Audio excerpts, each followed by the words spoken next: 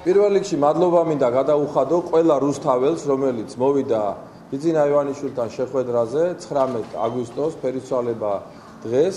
ეს იყო დაუვიწყარი და კარგი დღე რუსთაველებისთვის თლიანობაში.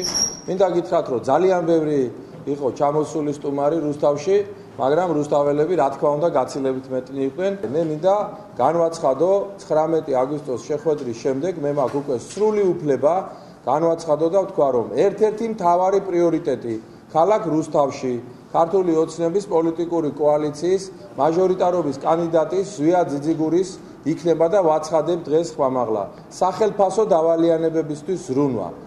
ბიძინა ივანიშვილმა, რომელიც არის მომავალი პრემიერ-მინისტრი საქართველოსი, განაცხადა, რომ რუსთავში მეტალურგების საქმე მან იცის კარგად და მეტალურგების საქმესთან დაკავშირებით მინდა განაცხადო და ვთქვა, რომ ბოლომდე ვიბრძოლებ იმისათვის, რომ სამართლიანობა იქნას აღდგენილი და რუსთაველი მეტალურგების პრობლემა სახელმწიფო დავალიანებების მიმართულებით იქნას მოგვარებული.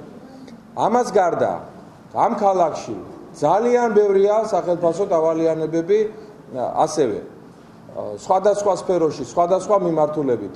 მინდა მოუწოდო ყველას, მოვიდნენ ჩვენს ოფისში, შემადგენინონ დოკუმენტაციები, ჩამახედონ სამართლებრივად რა მდგომარეობა აქვთ, რათა შემეძლოს ვიბრძოლო მათი უფლებების დასაცავად. გუშინ უკვე ნომერი დაგვიყადაღეს, სრულიად უკანონოდ, სრულიად ურცხვად, ყოველგვარი სამართლებრივი და იურიდიული ნორმების დარღვევით, ჩვენ ვაპირებთ სასამართლოში გასაჩივრებას.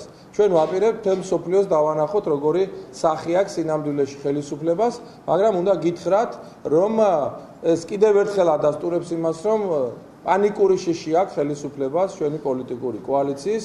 ჩვენ როდესაც დავწმუდით 2005 წელს, რომ 97-დან მოყოლები 2005-მდე ვითმენით. ჩვენ მომთმენი და გამტანი ხალხი ვართ, მაგრამ ბოლოს რო აღარც მთავრობამ, აღარც ხელმძღვანელობამ ქალაქის და აღარავინ ყურადღება არ მოგვაქცია, იძულებული ვიყავით შეგვექმნა ჩვენი პატარა გუნდი, 7 კაციანი და დავიწყეთ ბრძოლა.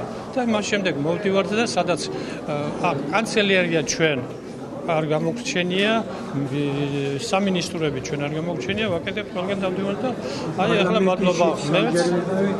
ხო და სასამართლოც ქონდა, მაგრამ რა გინდა, ორი სასამართლო ქონდა, მაგრამ ჩვენ გავამტყუნეს აბსურდული ის ახლა რა მაგისი სალაბარაკო დრო ალბათ.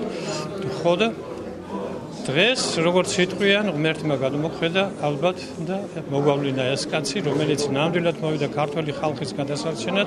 რაღაცა პროცენტი გადმოგვიგდეს 2221 მანეთი მერგებოდა მე და 300 მანეთი მომცეს და ამით თვითონ დაგვაწყნარეს და მაგით დამთავრდა ჩვენი ხელფასების აღება.